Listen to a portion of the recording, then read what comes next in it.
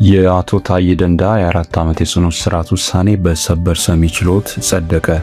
የጠቅላይ ሚኒስትር አብይ አህመድ መንግስት ወደ ስልጣን እንደመጣ ከእስር በምህረት ከተለቀቁትና ለረጅም ጊዜ በከፍተኛ የመንግስት ስልጣን ላይ ሲያገለግሉ ከቆዩት አቶ ታዬ ደንደዓ ላይ ተጥሎ የነበረው የ4 ዓመት የጽኑ እስራት ውሳኔ በሰበር ሰሚ ችሎት ጸድቋል። ከ2 ዓመት በፊት ስልጣን ያላግባብ በመጠቀምና በድብቅ ከጸረ ሰላም ኃይሎች ጋር ሲሰሩ ነበር በሚል በቁጥጥር ስር ውለው የነበሩት የቀድሞ የሰላም ሚኒስትር ዴኤታ አቶ ታዬ ደንደዓ ላይ የታዘዘውን የ4 ዓመት የእስር ቅጣት የፌዴራል ጠቅላይ ፍርድ ቤት ሰበር ሰሚ ችሎት ሙሉ በሙሉ ማጽናቱን ዛሬ አስታውቋል።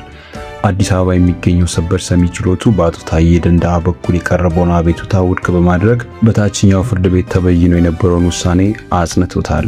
አቶ ታዬ በመጀመሪያ ደረጃ በፌዴራል ከፍተኛ ፍርድ ቤት ልደታ ምድብ ችሎት ህገወጥ የጦር መሳሪያ ይዞ በመገኘት በሚል በተመሰረተባቸው ክስ የ7 ዓመት እስር ተፈርዶባቸው የነበረ ቢሆንም ለጠቅላይ ፍርድ ቤት ባቀረቡት ይግባኝ ቅጣቱ ወደ 4 ዓመት ዝቅ እንዲል ተደርጎ ነበር።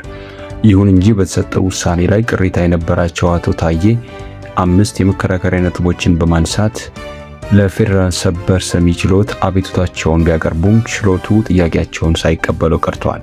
የአቶ ታዬ ደንደዓ ባለቤት ወይዘሮ ስንታየው አለማየሁ ለዶቼ ቬለ በሰጡት ቃል ባለቤታቸው የመሳሪያውን መገኘት ባያስተባብሉም ከሌሎች ዜጎች እኩል የመዳኘት መብት እንደተከለከሉና ካቀረቧቸው 5 ተከላካይ ምስክሮች መካከል የሁለቱ ብቻ ቃል ተሰምቶ ውሳኔ መሰጠቱን በቅሬታነት ማቅረባቸውን ገልጸዋል። በሌላ በኩል አቃቤ ሕግ ይግባኝ ባሰማበት ተጓዳኝ የክስ ነጥብ ላይ ፍርድ ቤቱ ለጥቅምት 17 ቀን 2019 ዓ.ም የተቀጠረ መሆኑ ታውቋል። ዘገባው የኢትዮ መረጃ ነው።